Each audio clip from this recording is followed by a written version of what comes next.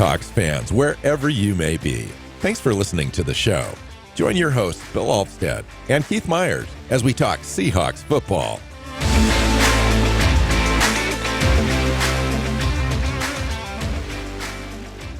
Hey, hi, Seahawks fans. Welcome back to another episode of the Seahawks Playbook podcast. I'm your host, Bill Alvstead, sitting down with co-host Keith Myers, here to talk Seahawks football. We're going to dive into some advanced stats and some analytics and have a discussion around the roster, salary cap, the future, where we're at right now, where expectations might be reset. We're going to evaluate some coaching, offense, defense, the whole thing, really. Just kind of open it up. It's the bye week, so we have an opportunity to kind of check ourselves, check where we're at, and have a nice little discussion here. How you doing, Keith? Welcome in. Doing good. It's Monday morning. Got my coffee. Let's do this. Nice. Okay. So we were charged with ourselves of coming into this show with a few ideas. You had mentioned the last show, hey, we can talk about all the problems, but can we figure out a solution? And so we kind of said, okay, let's look at some solutions. And I think both of us kind of came in this morning not knowing exactly what we're going to talk about and what each of us brought in, that maybe this isn't such a quick fix. And we kind of knew that. That's simplification. But some of the solutions that we do have are certainly things that are going to take more time than just in season right now. It's really difficult, I think, to see a path this season to being a playoff team. I think that if you look at the advanced analytics with ESPN and a couple other playoff odd type websites, it looks like we've got about a 5% chance to make the playoffs. And that would require us to go on a pretty much like a 6-1 run the rest of the way. And while I think that that's entirely possible, anything can happen in the NFL, it's not probable.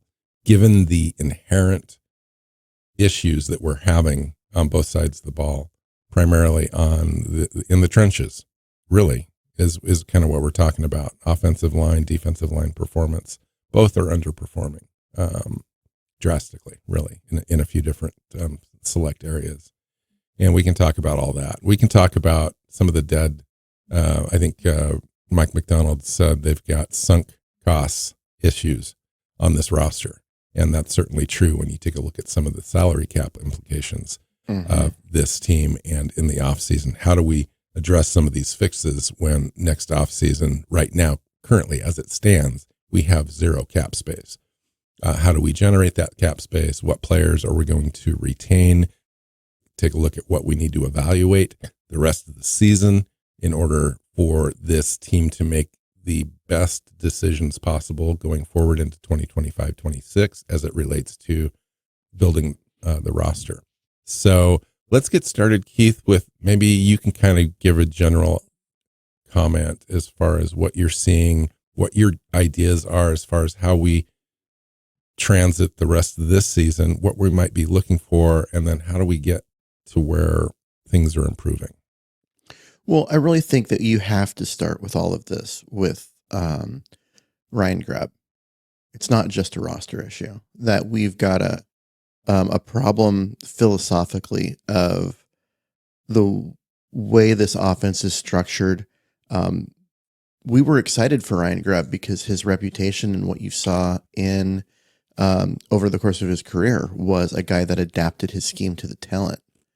And what we've seen this year is him trying to run the Washington offense with the Seahawks personnel, which is not adapting to his roster.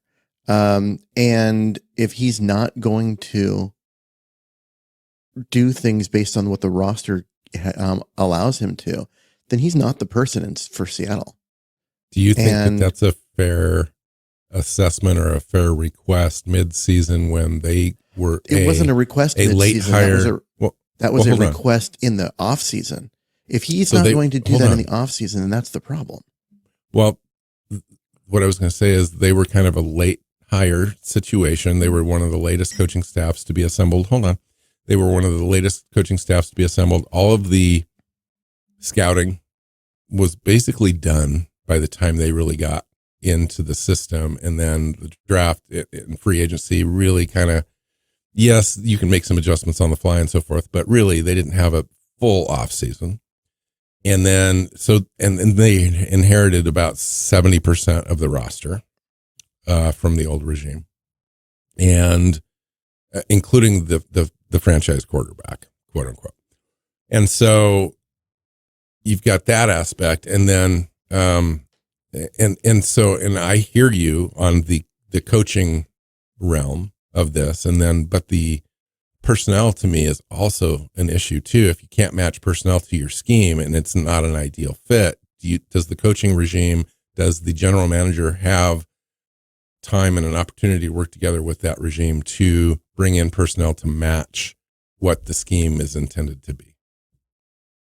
But see, that wasn't what we were sold. We were sold that the coach would match the scheme to the personnel as they transition into what he really wants. And they had that what you plan and coach with the players you have in front of you. Now that it's not ideal, yes. And it's not going to, it may not be what you want, but you've got to be able to do stuff with players in front of you, not just be like, well, these aren't the guys I wanted, so therefore we're not going to do what's best for the team. Like that, philosophically, it's the wrong plan. And it's not a matter of, oh, well, they're in the middle of this roster transition, which they need to do. Okay, fine. Do better with the players in front of you. And if you're going to take an offensive line that is not really good, but decent at run blocking and throw the ball more than any other team in the NFL, then you're not coaching to your talent.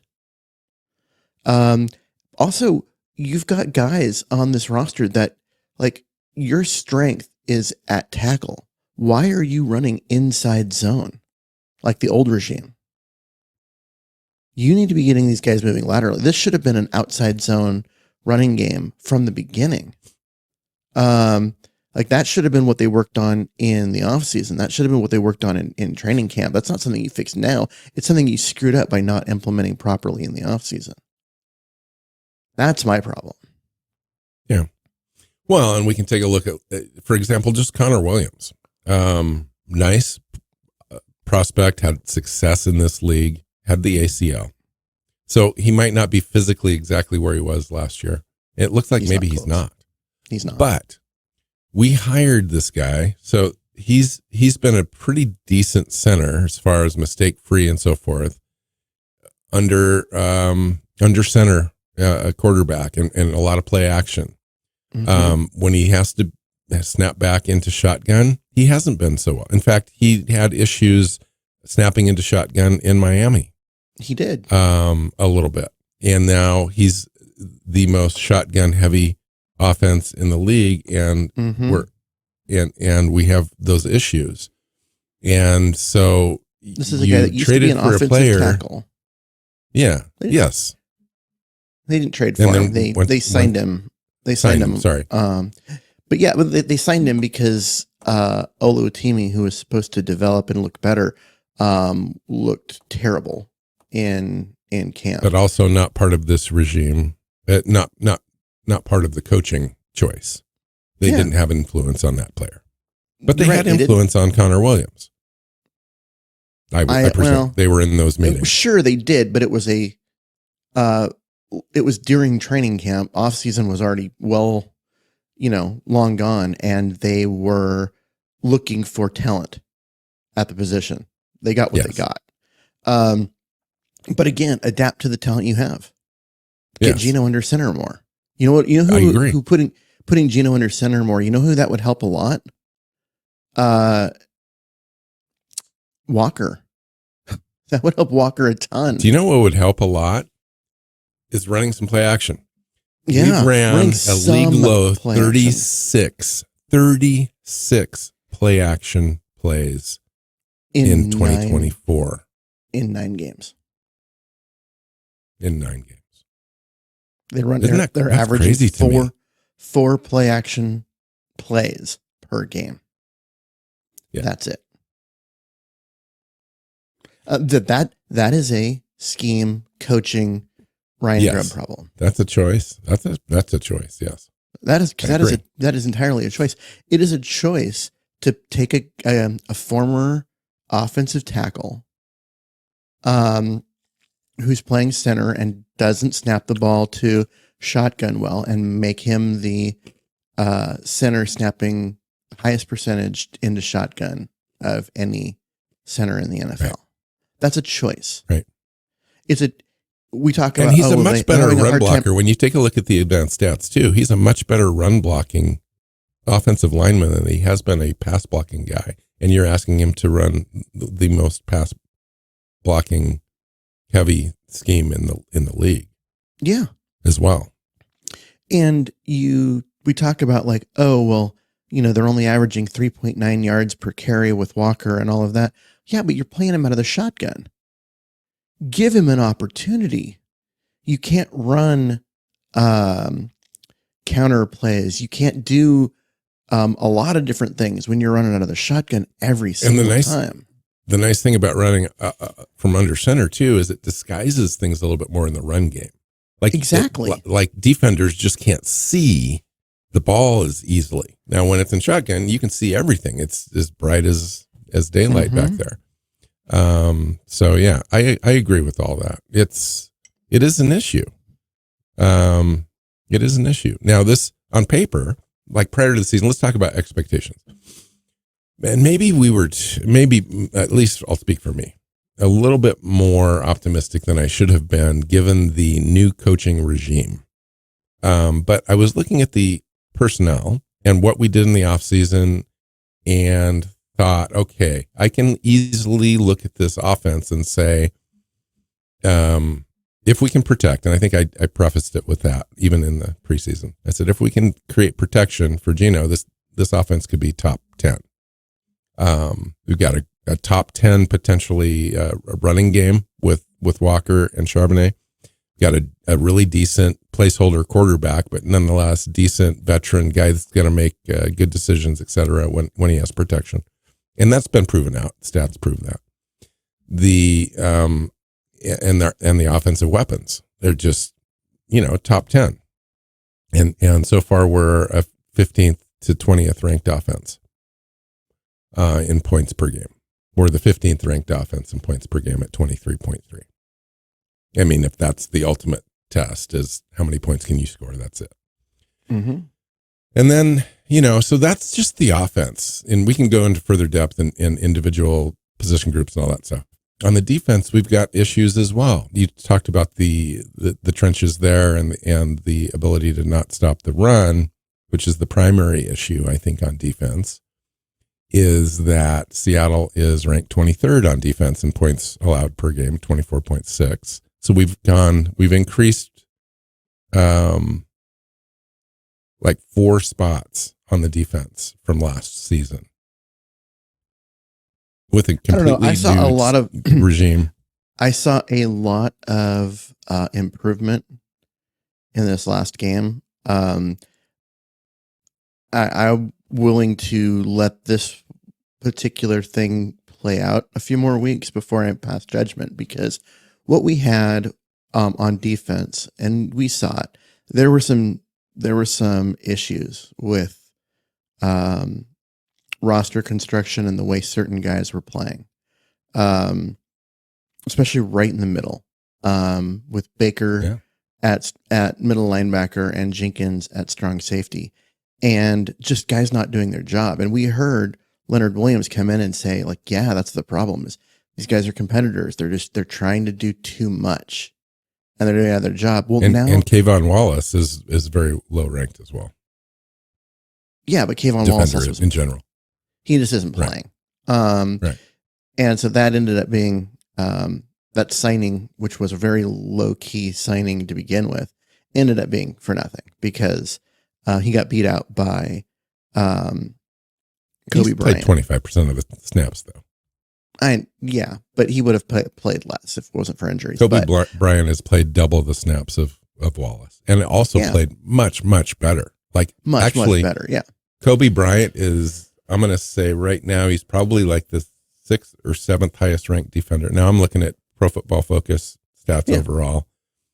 7th highest defender ranked on our defense currently. So right in the middle. But Kobe Bryant, right? Last year that was a reclamation project at entering training camp. It was like, can he benefit from the new coaching staff? And it looks like the answer is yes. So he's played better, but when you no more Jenkins, you get Julian Love up in the box instead. And you replaced Baker with Jones. And now guys are filling their run spots. Guys aren't trying to do too much. They're trying to do their job. And we saw the defense really strong. In one or two games here, sample wise. So, let's let that play out. It is, but it's also against a team that runs the ball really, really well. And so I'm willing to see what happens, because basically what happened in there was it started out good. And then when other teams started to have success against them, it fell apart because of guys, according to Williams, trying to do too much. I would use the word freelancing, and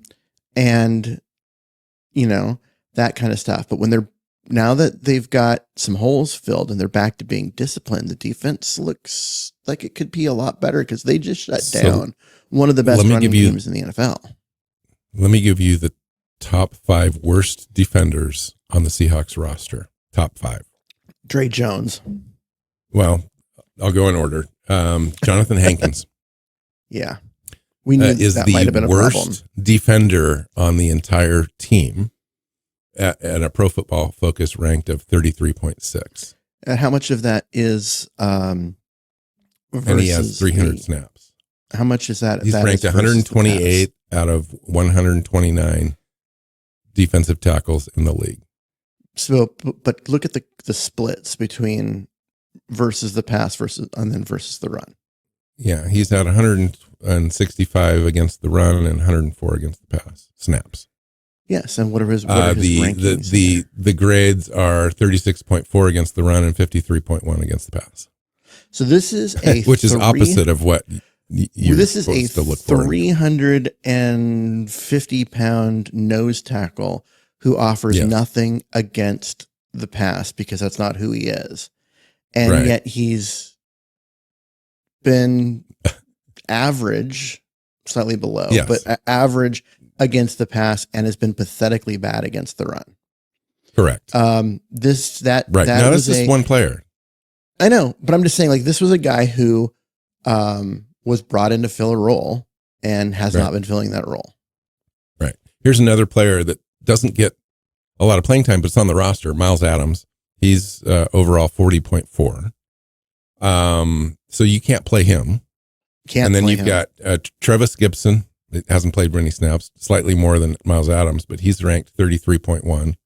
Gibson would not be on the roster if it wasn't for a bunch of injuries. Mike Morris. They wouldn't have traded for him. Mike Morris is the disappointing one. Mike Morris, 52.6. Draymond Jones, 51.3. Yeah. Roy Robertson Harris, the new guy we just got, 55.5. Cameron Young, 44. He has only 3 snaps. Drake Thomas has a few snaps, 46.7. Kayvon Wallace, 38.1. Those are all players right around 50 or less. That's a lot. Those are guys that are on the roster. And most of those guys are close to the line of scrimmage. Well, and they're guys that don't play much. I mean, look at who in that group plays a lot. Draymond Jones. Kayvon Wallace. Jones has nearly as many snaps as Derek Hall, and Derek Hall has an overall grade of 67. Yeah.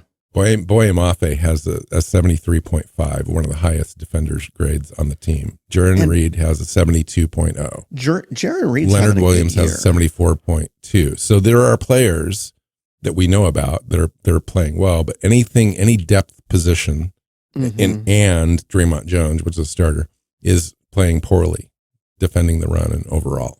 Yeah. See, Dre Jones needs to be on the sideline. I think every single person who's watched a game understands that. I don't think he'd be playing much at all if Nuwasu hadn't gotten hurt. But they do have Mafe and Hall. So move one of them to the other side. Instead of having those two guys rotate on one side, move them to the other side, get Jones off the field. I agree. And allow Mike Morris a little run. Maybe. Yeah, you might as well. Let's see what you've got. Now let's talk about that. Let's talk about the roster construction, the rest of the year, like what we would want to do. And is Draymond Jones even going to be on the roster? Let's talk about some salary cap implications. Oh, he's not. Absolutely not going to be on the roster next year. I think that is, you look at next year, they're actually over the cap going into next year. And Dre Jones has the fourth highest cap hit at $25 million for being a seriously 25.6 below mediocre player this year. Now we're going to have some dead cap if we let him go of 11.5, but we save 14. Yeah, so, but I look at the way I look at it is can you replace his production and then some with $14 million? Because that's what you get in cap room by cutting him. I think you can replace his production for 2 and have 12 to spend on the rest of the roster. That's how bad he's been. Well, and we have to make a decision. I don't want to get too far over the skis here with how many decisions we're going to have to make next year, but Nuwasu playing essentially the same position has not been able to get on the field and played, really kind of 20 snaps this year. And last year missed most of the season. So, and he's got an $11.5 million dead cap hit, but also savings of, he's got an $8.4 million dead cap. And savings of 13 million savings. Yeah. So, I mean, he's a guy that you hope he can get healthy. But you got to restructure if he stays on the roster. You can't. If he stays on the roster, I think he's basically, for the last year, so the second half of last year and the first half of this year, he hasn't played. He's played like 20 snaps. And so I think he's in a spot where, they could restructure him for a year and get that cap number down, and basically turn it into a prove it deal where it's like, okay, get healthy, stay healthy, be good, get paid again next year. You know what I mean? Like put him in that position. Like we can void off a bunch of these, a couple of years, right? Let you get back to free agency, but you have a prove it year that you're going to stay healthy. So let's talk about. Go ahead. I'm going to say basically give him an opportunity to bet on himself. And hope that he takes it. So let's talk about what we can do this season to increase the odds of having a better roster next year. Like, I don't want to disappoint anybody that's not really paying attention, but if you're not paying attention, I got some news for you. We're not good this year. We thought we were going to be better. We're just not. There's a lot of factors, and it looks like we're going to miss the playoffs and just not be competitive the rest of the way. We've got a pretty difficult schedule coming up. If they lose the next couple, they're out, mathematically. And so at that point, Keith, I don't imagine they're going to do a lot of wholesale changes up until the next couple of games. But if they were to lose against the 49ers, lose against Arizona, what can we expect to see on the field? Well, I think that you're in I think you're in a situation where even if they're not out of it, there are changes that can be made that will improve what the on-field product and give us a chance to evaluate talent and make progress for next year. Things like getting Dre Jones off the field and seeing if Hall or Mafe can play on the other side, the more rush linebacker and the less Sam linebacker side. And even if because they're both kind of built to be on the same side. Still, just see what you've got so that way you can figure out a rotation for next year. Like that, and it would improve the team to get Jones off the field at this point. Maybe you bring a guy like Jamie Sheriff up off the practice squad. Why not? And give him some pass rush opportunities. It doesn't have to be a lot. Just if he gets 10 pass rush opportunities a game, he showed at times in the preseason that he's got a knack for getting to a quarterback. I think he's not particularly good at defending the run in any way, but if you use a 3rd and long pass rush specialist, why not? Give him a shot. And see what's got. I mean, if you have a way to, Jonathan Hankins was a late in the offseason, late in free agency acquisition that Right came in and draft. filled the role because they knew Cameron Young wasn't going to be healthy to come in and fill his role. So, okay, what else do you have at that position? I think Young is on injured reserve now, isn't he? No, he's still available, but he doesn't get any time because he's not physically strong enough. He's not back yet. Yeah. Well, it's not like Hankins has been strong at the point of attack. He is not, but there's nobody there. Nobody else. But that is one of the things. Maybe look at there really just isn't anyone, but maybe you can adjust. We've played Jerron Reed in that spot in the past, and move some guys around. Get Byron Murphy, and exactly. Maybe, and especially Mike Morris. Get Mike Morris more snaps. I think he's a guy that I want to see play more, not necessarily because I think he's going to be a huge improvement, but because I want to get an idea. I want an opportunity to evaluate it. So if you can find a way to rotate guys around and get Hankins off the field, Morris on, why not do it? Or, maybe you bring Hankins off the field and you let Roy Robertson Harris play the bulk of those snaps, and that moves Mike Morris up the depth chart and gets him more playing time in rotation. Because while Roy Robertson Harrison hasn't been great, he's been significantly better than Hankins. I mean, he's just undersized. But find ways to make that work. I know I'd start feeding Dre Jones some hamburgers, and I'd make Dre Jones play deep into the trench just because, why not? Because he's not doing it on the outside is all I'm saying. He's just not an outside edge defender. He doesn't have those instincts. He doesn't have the twitch. He doesn't have the defending the run, setting the edge mentality. He's more of a guy that plays 3-tech. He was a 5. He's been a 5-tech for his entire career, and now they're trying to play him as outside linebacker, which was an adjustment that Pete Carroll and company made a year ago, and I never really liked, and it hasn't proven out to be good.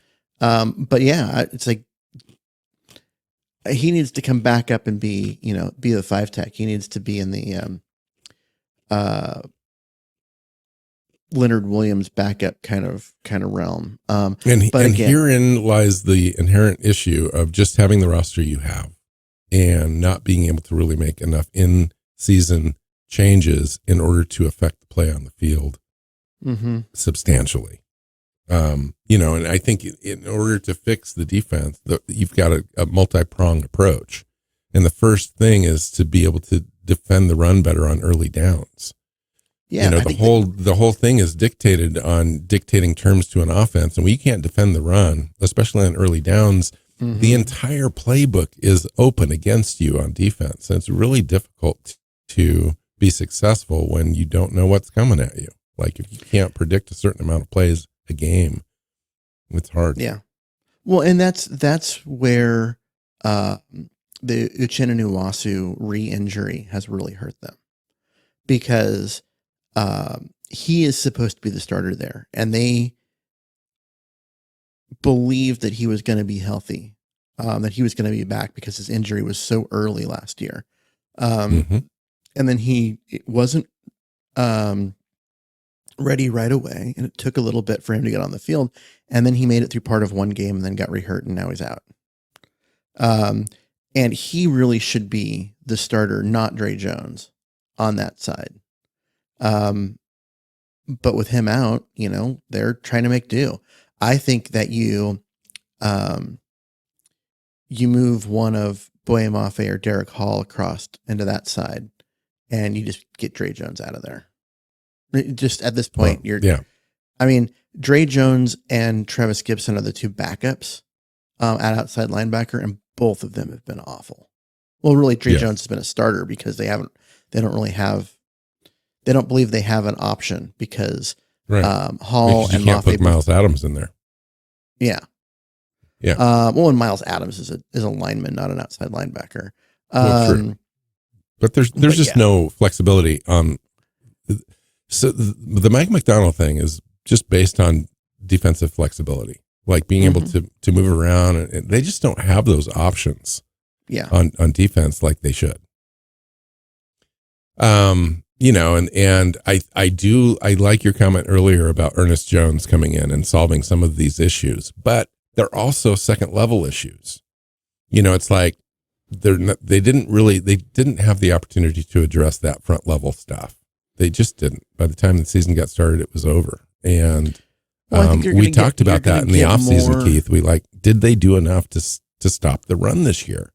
And they just didn't seem to make enough personnel changes in order for that to actually happen. I think it seemed like John Schneider was counting on the scheme change to solve all the problems. And it really just put a Band-Aid on it at best. And at worst, Uchenna goes out and you expose the entire thing.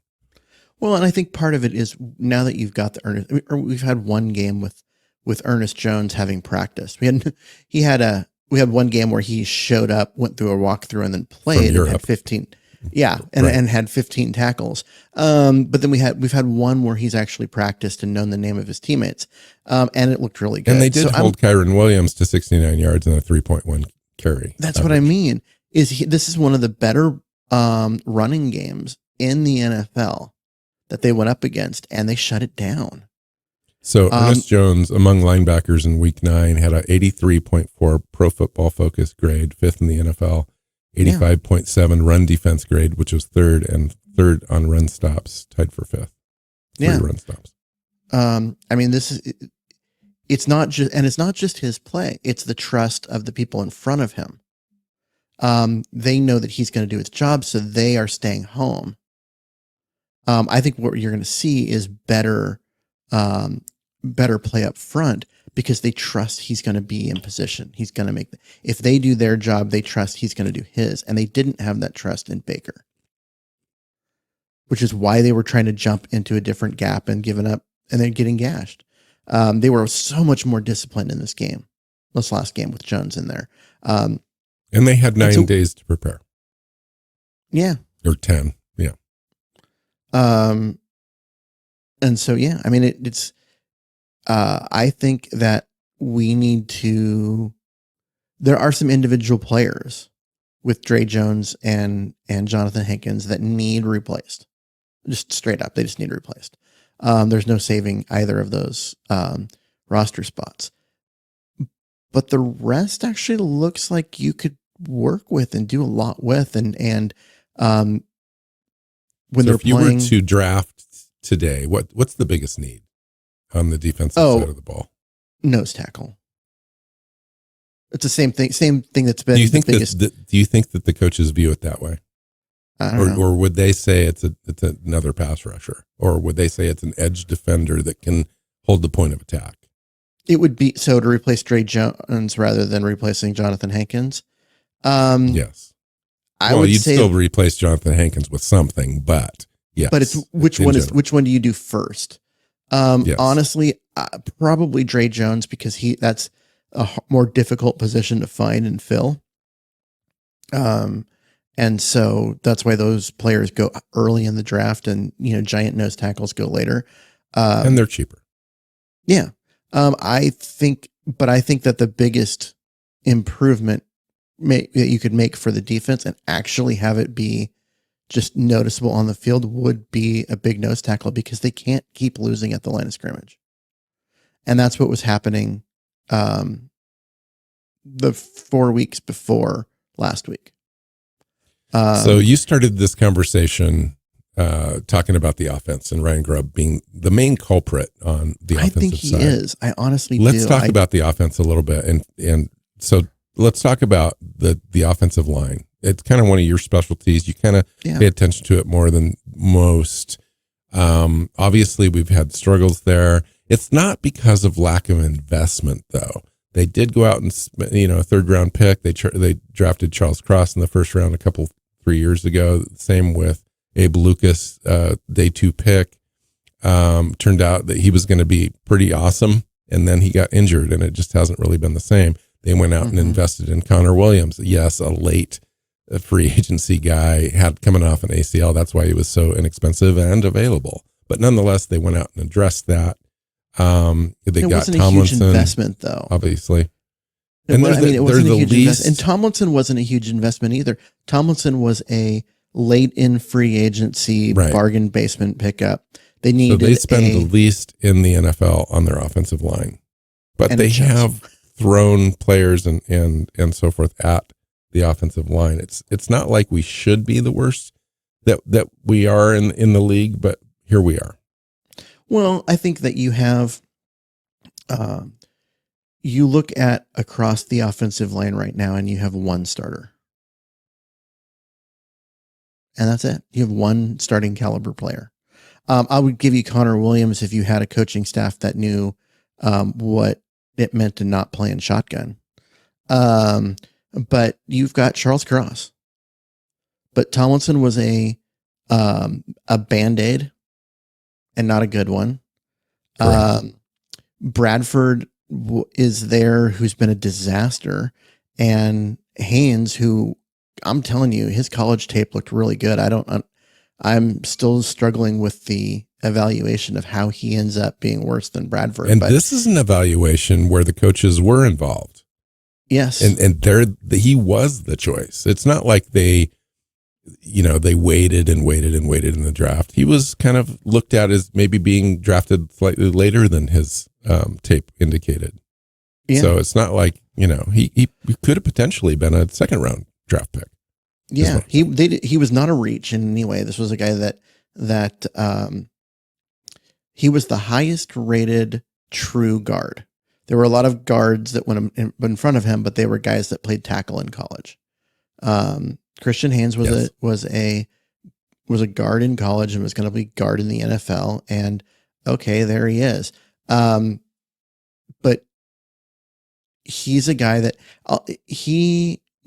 honestly, go, even if he's bad, go play him at left guard right now. Just start him at left guard and let him play.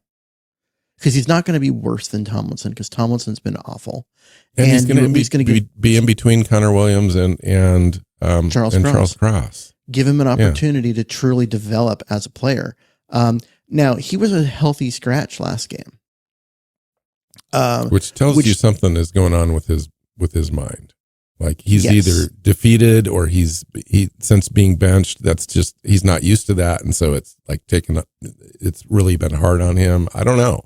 Or there's something going on. Him and the coaches just don't see eye to eye. And maybe that's why he's not playing and Bradford is it's, there's a personality problem there or a situation where he's just not mentally or emotionally in it.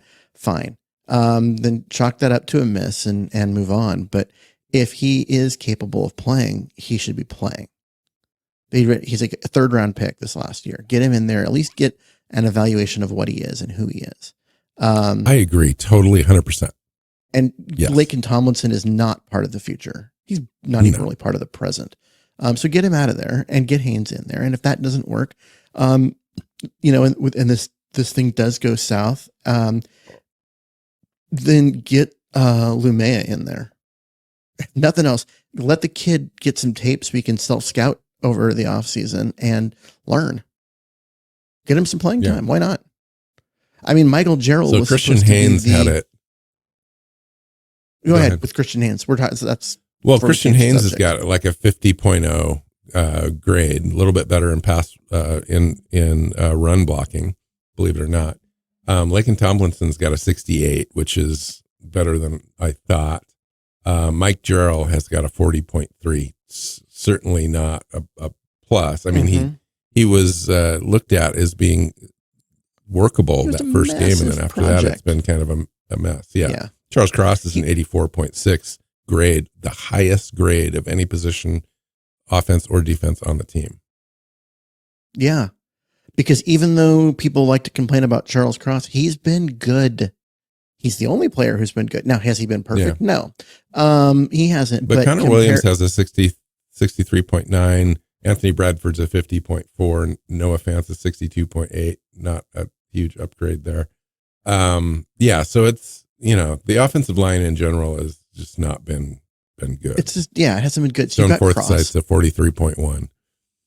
Yeah. So you look at what's what I said, of all the players on there, you have one starter. And so you're playing with a backup offensive line, even if they're the guys that started the year, as starters, but talent wise, you're playing with a backup offensive line and a left tackle. Jarrell looked really good his first game. He has not looked good the other two. But he's in there playing because, Lucas hasn't been able to get healthy and Fant hasn't been able to stay healthy. He got hurt, and got pulled, for injury, came back for 12 snaps and got hurt again. Maybe Jason Peters comes in this week. Who knows? That's a possibility. I wouldn't want to play him, but if the team feels like they're still in it and want to be competitive and want to have the best chance to win, maybe he's the guy this week. I don't know. But nonetheless, what do you do to develop this thing into the future, though, Keith? That's what I mean. I think you have to take a guy like Christian Haynes and get him snaps. And if it's not going to work, then it's not going to work. And you need to know. But the evaluation on him was being made at 12 snaps a game, where he doesn't get any rhythm. He doesn't get any opportunity to, work with the guy across from him. Because part of being an offensive lineman in the NFL is you're going up against, the same couple of guys play in, play out. And it's something that develops over the course of a game. And when you're coming in for 12 snaps, Anthony Bradford has 514 snaps on the season, and Christian Haynes has 104. Yeah. So, that evaluation really wasn't apples to apples. You're not getting Haynes enough snaps to truly evaluate him. And so you've got to get him in there. And like I said, if this whole thing goes south, then Lumea needs to be playing, because why not? You use these snaps as a way to develop the player. Or Jalen Sundell. Yeah, well, Sundell instead of Connor Williams, because he's a center. Yeah. But they don't have it listed this way on the Seahawks.com depth chart. But if you look at who's been active and all of that, it looks like Sundell has passed Oluwatimi as the backup center. So let's get Sundell in. Crazy. Connor Williams, I will give Connor Williams credit. He is the 17th ranked out of 37 centers that have played this year. He's right in the middle. So, he's been an average starter. The problem with Connor Williams has been that the mistakes he's made, for the most part, have been really under the microscope, because it's a snap over Gino's head type of situation. But he hasn't been terrible. He hasn't been. He has missed some blocks. He has missed some key. Blocks. He has pass rushing stuff, and he's also right next. He's between Anthony Bradford and Laken Tomlinson, where I don't think he knows who in front of him is going to be blocked and who isn't. Because that's true. Those two guys have been so bad. So that's what I mean. We've seen Bradford now for a full season, right? The second half of last year and all of this year. There were moments last year where you're like, okay, Bradford might be something worth developing, because he had some plays. He had some highlight plays where he's pushing guys, 10 yards downfield in the running game. And so you're like, all right, this guy maybe can develop into something. But he's had an off season. He's had a full, preseason, everything, and now we've the first half of the season, and he hasn't developed at all. He isn't better now. He's got a 58.6 grade and run blocking grade, which isn't horrible, but it hasn't improved. It's landed him at the 73rd out of 78 tackles in the NFL grade wise. Yeah, so he's a guy that, like I said, there were some splash plays last year where you're like, all right, he's worth looking to see if you can develop because there's some talent, but it hasn't happened in an entire calendar year from when he started playing to now that he's still playing. He is not any better now than he was. And I think that, and you combine that with the play that we've had at right tackle all season, it's a wonder that we've been able to do anything. And Gino's been able to throw. It's crazy. I mean, the pressure rate and so forth that we've had on that right side has just been awful. I watched the Kansas City Tampa game yesterday, and honestly, did Kansas City played them, or was that Denver? Oh no, you're right. It was Denver. Sorry, Tampa was the Lions game. That game was fun. Watching the Lions come back after 5 Jared Goff interceptions and still win. Yeah, that's crazy. But anyways, it was the Kansas City Denver game, and Denver had guys living in Mahomes' lap the entire game. They could not block to save their lives. It looked like Seattle's offensive line. It really did. It was that bad. And I mean, it's Mahomes. Mahomes makes everyone look bad, but that offense continued to do things. They had a plan in place because they knew they were going to get beat on the left side repeatedly. And they made the offense work despite terrible blocking. And this goes back to where we started with Grubb. I don't think he is the guy for the job right now. He hasn't adapted to the talent on the roster. The fact that they do the whole college come to the line and then look to the sideline thing is kind of embarrassing. Yeah. It feels very much like Chip Kelly when he came to the NFL, where he had this cool offensive scheme that he really loved, and it didn't really work in the NFL because the NFL is a different beast, and it became a mess. And that's really kind of what it feels like right now, is he's trying to run the Washington offense because it was so good last year. In college, he's like, nope, I've got my system. This is going to dominate, and it's not. And he's trying to plug way too many square pegs into round holes. Yeah, and I'm willing to give that the benefit of the doubt. I really am, because I think in the right situation with the right blocking, that can be very successful. And I do like the way that it operates, but you got to have the proper blocking up front, and you have to have the run game going.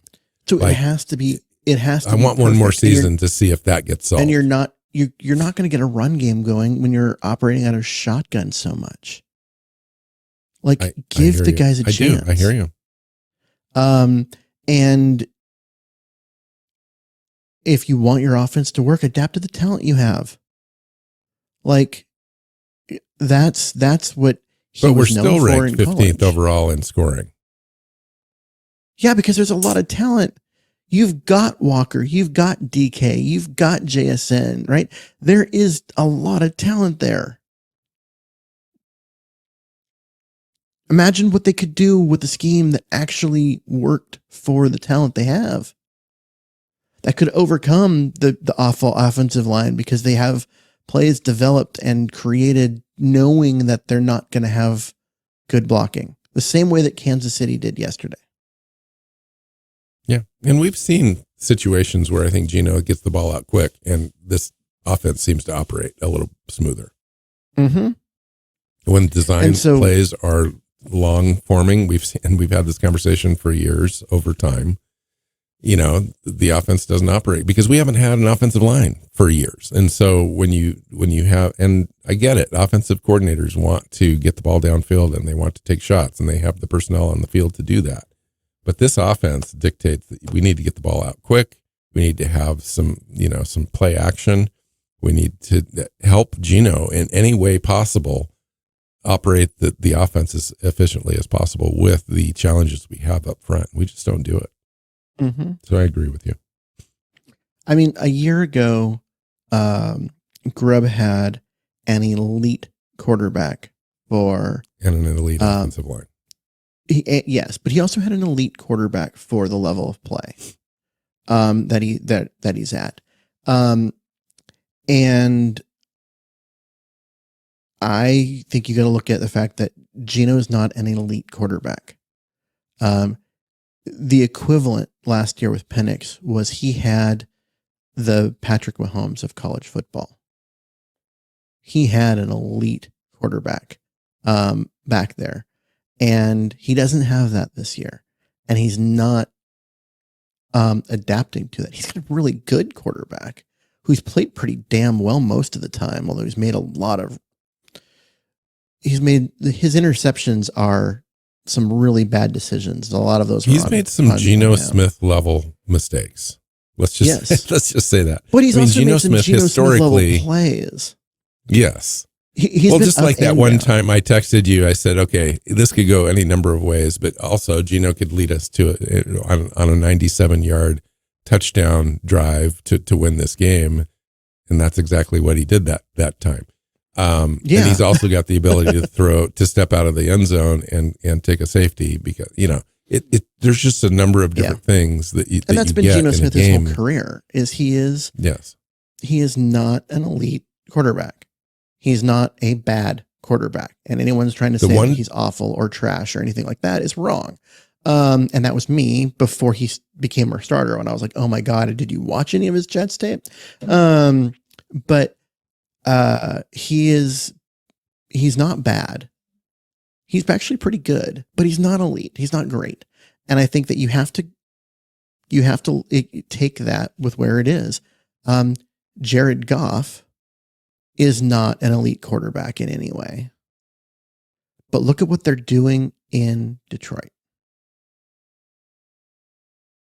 And they've got an elite offensive line. They do. They have invested over the last 4 or 5 years. They have continued to invest and develop that offensive line. It has taken time. You look at where they were 3 years ago, it was not great. But the one aspect I think on Geno that it's taken a step back this year is the emotional equation. Yeah. Seeing him pout and that stuff, that's been frustrating. That's been hurtful. It hasn't helped. Yeah. So where do we go from here, man? Did we just keep losing and just chalk it up as to being the growth that this team needs to go through to get to the next step? Or do we expect them to at least play up to expectations the rest of the way? I think that defensively, we can expect them to play up to expectations the rest of the way. They showed me a lot in that Rams game. That is one of the better running teams in the NFL, and they really shut it down. And they looked good doing it. I liked what we saw there. And I think we can continue to expect things. No, they're still going to give up yards. They're still going to give up points. They're still going to have problems because you've got 2 starting caliber cornerbacks on the roster right now. And you need 3 because you got to play in the nickel a lot. And even with then, Reek Woolen's been up and down as he's one of the starting caliber ones. So I think that there's going to still be big plays. There's going to still be some stuff. They're going to give up yards and points, because you've still got Jonathan Hankins and Dre Jones playing. But overall, I think you're going to see this defense be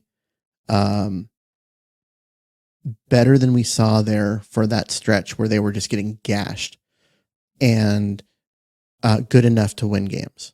The question is, can the offense, especially the offensive line, do enough to take advantage of the improved defense? And I don't know. And if you're not going to get help in terms of the way that plays are designed and all of that, we're asking a lot out of guys like, Anthony Bradford and Laken Tomlinson to suddenly be better. And I don't know if they're going to be better. Yeah, I think, and we, so this was the week that we were supposed to have Abe Lucas back, and he was going to be practicing. In fact, even last week, practicing, getting reps, getting ready to get in there and join the team on the roster and be ready for San Francisco. Yep. Haven't heard a word. Well, it's also Monday. The first practice is well, tomorrow. I mean, even since last week, I haven't heard anything really. Well, because they don't practice on the bye week. And so there is no word to hear. And so actually today, Monday, because of the bye week, instead of starting practice on Tuesday, they might start practice today. We might hear today whether or not he's ready to go. The way that when they activated him, there was a couple weeks of, he's really close, he's about to get activated, and then he did. And we, based on the timing, you looked at 21 days and you're like, they're waiting for after the bye. He's going to come in against San Francisco. I expect him to play. And honestly, at this point, I'm like, can Jarrell play guard? Because maybe. The guards have been so bad. They've just been so bad. I wish that something there with Christian Haynes would just give me a little hope, a ray of hope that he could play, and having him in between Lucas and Connor Williams would be a thing too. So, I mean, there is some hope and optimism that the offensive line could be playing better down the stretch, but it all revolves around Abe Lucas, which is a player that hasn't played for a calendar year. Yeah. Well, it's not, I mean, he played at the end of last year.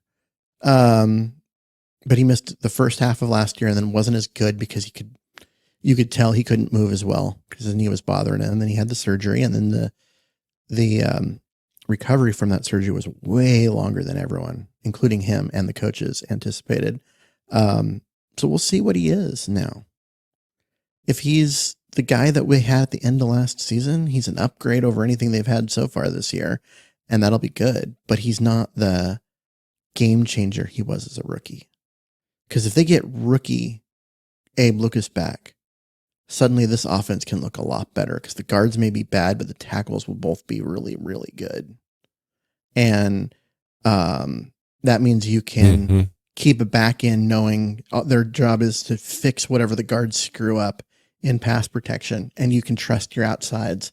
I would love that, Keith, because if that is the outcome, that is the best case scenario outcome for this team, is knowing that Abe Lucas is able to go and made it through a season and looks like he's medically going to be ready to go next year, and they can kind of build around those tackles. And the worst case is you find out Abe Lucas can't go, and you have need a right tackle for the future. Yeah. Which is hard because they need two guards and a center. They need so much. Going in, and they need to figure out Charles Cross long term. Like, Charles Cross is going to end up being the highest paid offensive tackle in the league, and you just don't see that from Seattle very often, unless they're really confident that he's going to be that guy for a long time. I mean, go look at his play.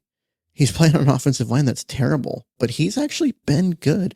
There's a reason why when he does make a mistake or he does get beat, the announcers are like, and this is against one of the best in the business, right? The league insiders, the people who do all this stuff, they know he's been good despite the fact the offensive line's been trash. And And so he's going to get paid. Ernest Jones is going to get paid. Those two guys are going to get paid. And then you've got to figure out a way to improve the team. Now, cutting Dre Jones and replacing him with, Bill the Beer Man might improve the defense as well. So,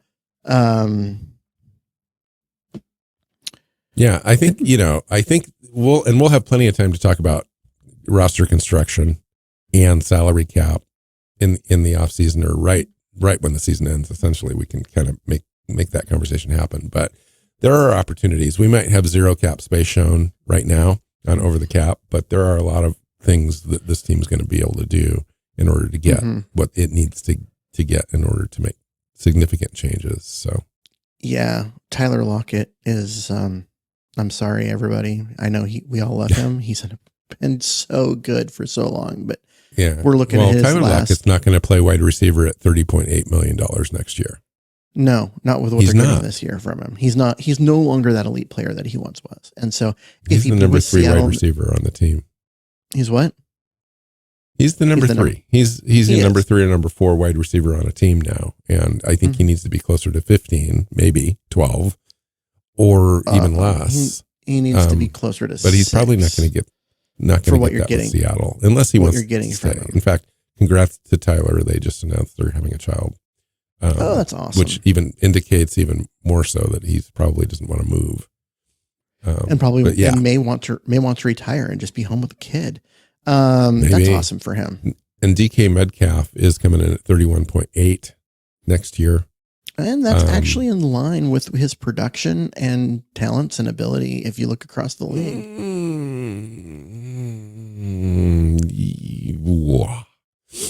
that puts him in a top 10. That's a top 10 salary, and he's a top 10 player. He's a top 10 talent. He really is for that position. He's in one of the pass heaviest offenses in the league, and he's still not doing it at the rate I think that some of the most elite wide receivers are in the NFL. I think he's a top 20. He's certainly Seattle's best option, maybe, at this point. But you could easily put Njigba in that bucket. And do you want to pay DK Metcalf? Here's the conversation I think that needs to be had. Do you want to pay DK Metcalf an average of $30 to $35 million a year when you have this current roster? And does that timeline line up with Geno Smith and winning and being a playoff contender and going to the Super Bowl? And if you're out of whack with that answer, you have to consider what DK Metcalf means to your team and what he would mean if he wasn't on it, and what that salary roster construction equation looks like. Metcalf is the 13th highest paid receiver in the NFL. But on his next contract, he won't be. He will be closer to number 1. Yeah. But you look at that and you go, well, okay, look at the guys above him. Nico Collins, Devonta Smith, DJ Moore, the current version of Devontae Adams, Brandon Ayuk, AJ Brown, Jefferson. Those are guys. I think, right? Those are guys. Those are all guys that I would rather have DK than. Yeah, I know that there are certain, and those are people who are paid. We're going to agree on and disagree. We agree on that now. And DK tilts the field. He's a John Schneider guy. He's been with the team a long time. More positives than negatives, but at the same time, what I'm saying is, if that $34 million to pay a number 1 wide receiver, when you've got so many other holes to get to a point where your team is competitive, do you pay a guy like that? Is that a luxury? Winning. You aren't winning without a necessity. You aren't winning without a guy like that. So if you're going to not pay him and let him walk, and you can fill up the hole and you can make your roster better and you can become one of those one and done playoff teams again. But you're not winning anything, and you're now low enough on in the draft order. You're not getting high enough talent. Do we have a quarterback that can, and if it's not named Geno, do we have a quarterback that can consistently get DK the ball? Like, where does that conversation start? Like, Geno's got to get paid, or he's getting paid a lot. He's getting paid 38.5 next year. Okay. Do the Vikings? So anyway, do the Vikings have a quarterback able to get Justin Jefferson the ball? Because he's the highest paid receiver in the NFL. Yeah, and they'd probably like to do better there at that spot. But yeah, yes, they would. But they probably would like to do better. But he's still worth the contract. The Dolphins have both Tyreek Hill and Jaden Waddle, who are the 7th and 8th highest paid wide receivers. Do they have a quarterback? Right. I don't know if that is the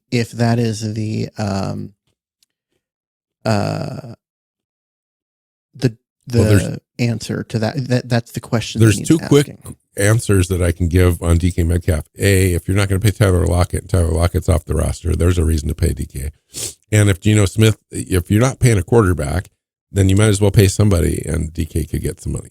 Otherwise, I would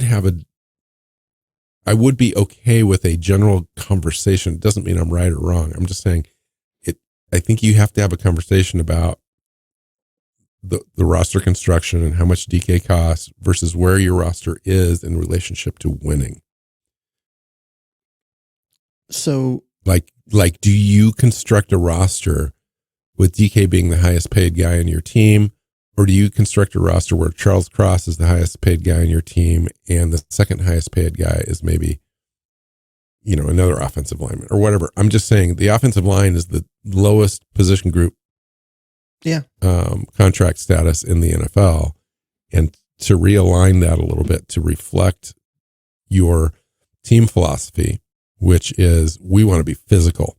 We want to run the ball. We want that to be our identity. That is so far from the truth. You want to be physical. Is what they stated and what they actually do is worlds apart. If you want to be a physical team, you do not get rid of the most physical wide receiver in the NFL. I know. Right? Especially a guy who's going to be so expensive. It doesn't matter. He's young enough. He's still going to be he's still going to be great. And he's worth it. The problem isn't DK Metcalf. The problem is Keith. The problem is Trey Jones. It really is. You're paying a premium for terrible. At least with DK, you're paying a premium for really, really freaking Draymond awesome. Jones's cap hit for 2025 is $25,600,000. That's and absurd. Now Leonard Williams is $29 million, but he's worth it.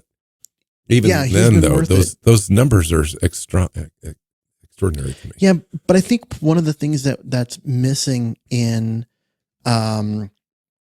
this is that if you look at the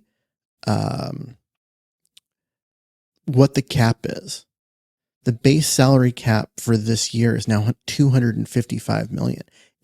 Next year, it's estimated to be $272. The cap itself is going up really quickly, which means that those numbers, the 25, which used to be only a quarterback, it's not the same. Yeah. It's inflation because the cap goes up, all the salaries go up. And so it is you have to establish the what is that number mean when you have an increasing cap. So because 25 a few years ago was one of the higher paid quarterbacks. Now 25 is an offensive lineman, it's a wide receiver, it's a defensive lineman, it's a pass rusher. And quarterbacks are making 45 to 50 because the salary cap is doubled. I understand that. At least the Seahawks aren't the Saints going into next year. Sorry, I'm just looking at. They've had salary cap issues forever. They are $71 million over the cap before, like right now, for next year. Yeah, that's a big number to overcome.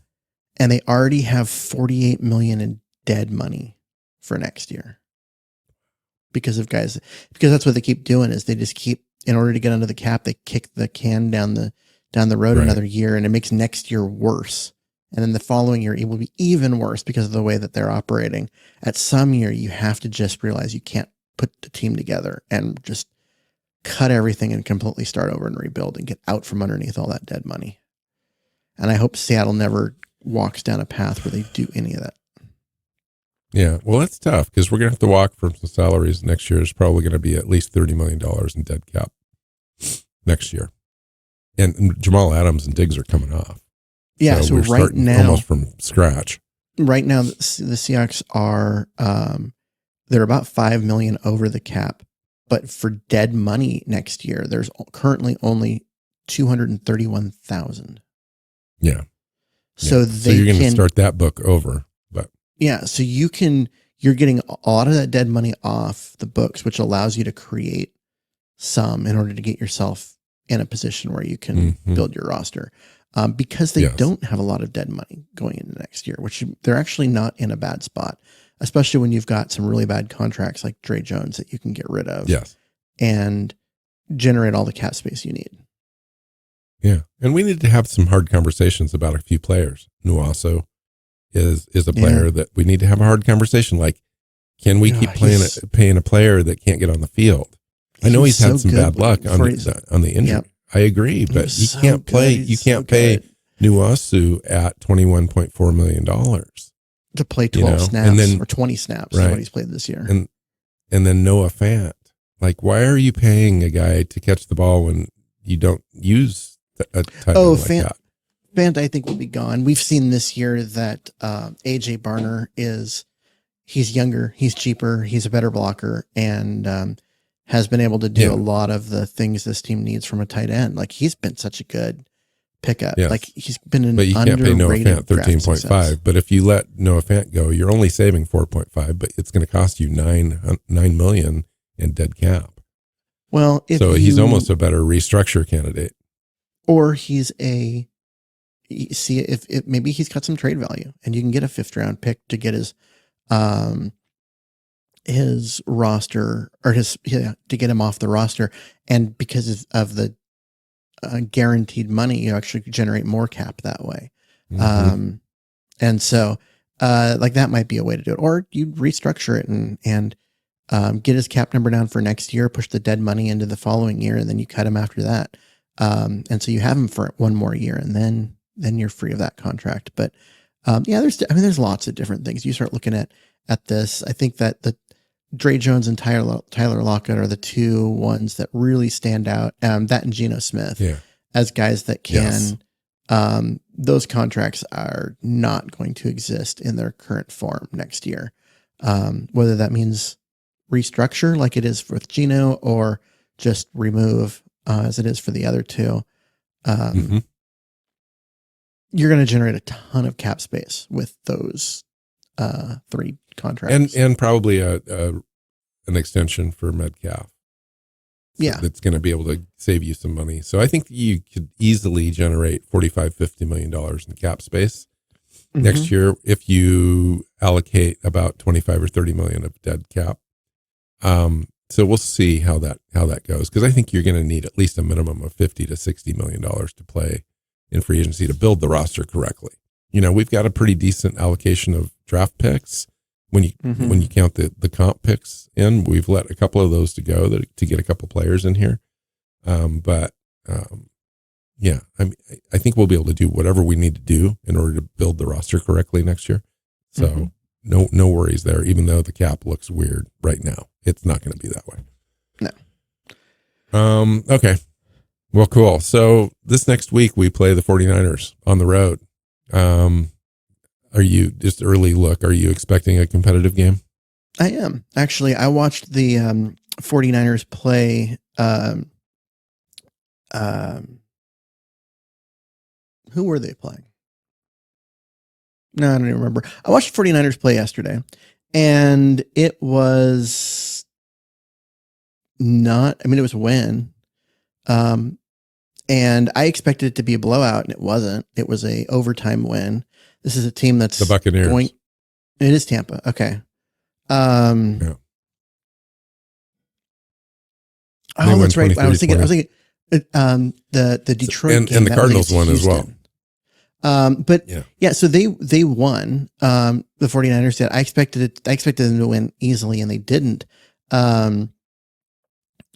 But it was a hard fought game that, it was, there was a lot of energy expended in there, and a lot of that. That's an emotional win for them. In order to play a very physical game and squeeze one out.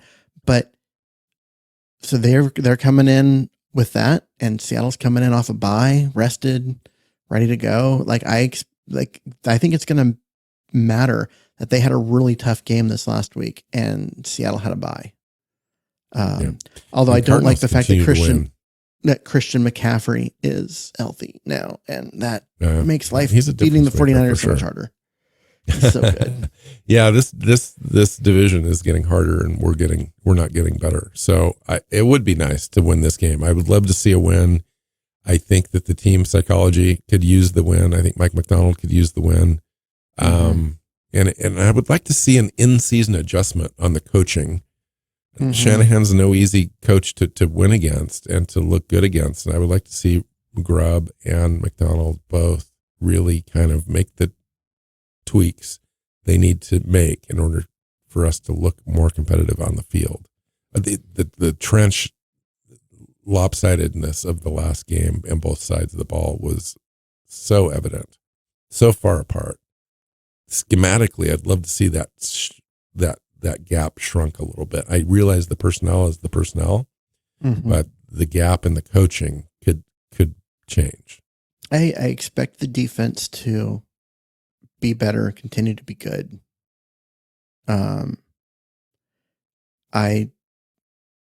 don't have any faith in the offense right now, and that's unfortunate. But I kind of expect them to continue to underperform their talent, and that's hard. They'll look great at certain points, and then they discombobulate.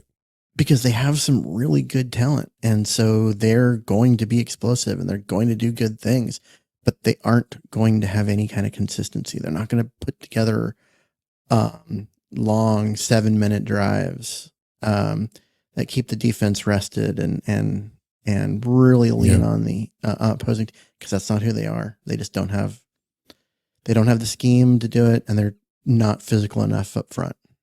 So you said you think about the defense better than the offense, and that you expect them to play well and continue to play well, but at 4 of 9 games, they haven't gotten the quarterback on the ground. They rank 7th in pressure rate, but only turn those pressures into sacks 16.8% of the time, which ranks 25th. So they've been able to pressure, but they haven't been able to convert. So what that tells you is that you're getting one guy through to create pressure. Sacks come when you get a second guy there, so the quarterback can't step up. He can't avoid the pressure, and when you're getting one guy through, I mean that's why you get pressure, but not sacks. Now, pressure is still production, because if you look across the league, when a quarterback is throwing under pressure, whether you use QBR, whether you use quarterback rating, whatever you want to use as far as your metric, quarterbacks are not nearly as good under pressure as they are when they're clean. And so you have to get pressure. But if you want to also get sacks, because sacks can change drives, you need a second player to get through most of the time. Yeah. And Hall and Maffei are doing a great job, but there's nobody else, really, consistently. Yeah. And now Williams, yes, a little push, but Williams, because we've got to get the stops, we got to get the run stops on early downs in order to be able to get the pressure turned up, and have opportunities for exotic blitzes and stunts and all those sorts of things that confuse quarterbacks and really change games. And I think that's missing right now. We need to figure out a way to do that more consistently. I think Ernest Jones, having him in there helps, but also we just need somebody to step up on the defensive front to kind of do that. Maybe Byron Murphy. I don't know. I mean, maybe he's getting worn down as time goes on because he's now going to be playing longer than he has ever in his life. But yeah, but Williams and and Reed are playing well. Murphy's been playing well. I think those three guys up front are doing the job.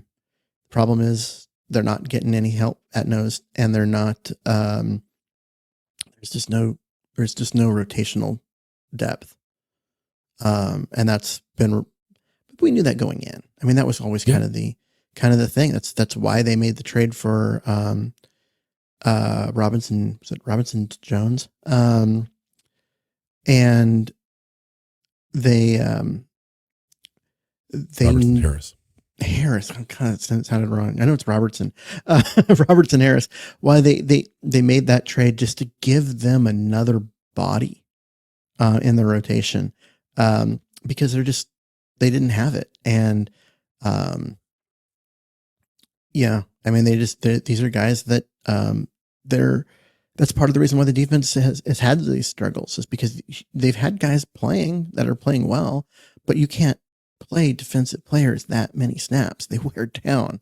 It's just not going to happen. And so you have to be able to have a rotation, and they haven't been able to have a good rotation yet. So, well, we just haven't seen players like Knight or Kobe Bryant even, or Witherspoon, or, any of those guys get involved in the pass rush, like as far as blitzing or coming off the edge, or, how McDonald interchanges his players. So they don't know where the pass rush is coming. Yeah, but Witherspoon doesn't have hardly any pressures or any sacks. I know they're doing it they're giving him a couple of pass rushes a game right now.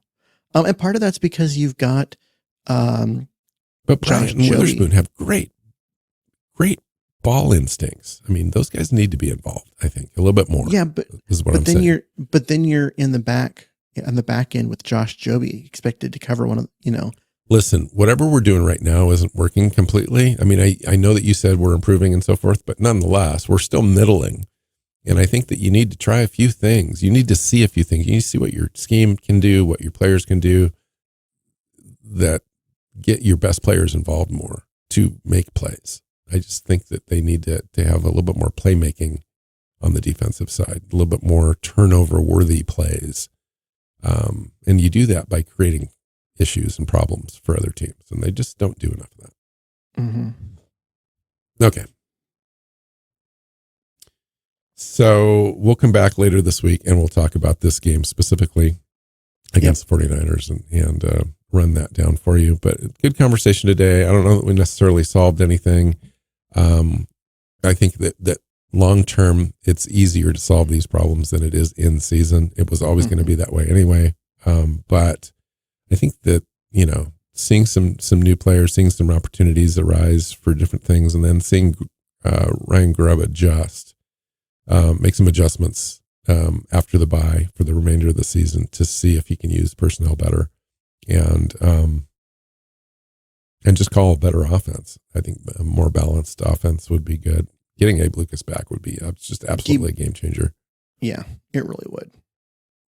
All right, let's get out of here. Find Keith on Twitter at Mars NFL. You can find me at NW Seahawk, the show Seahawks Playbook podcast. Find us on your favorite podcast platform and our YouTube channel, and hit that subscribe button when you do. So until next time, go Hawks. Go Hawks.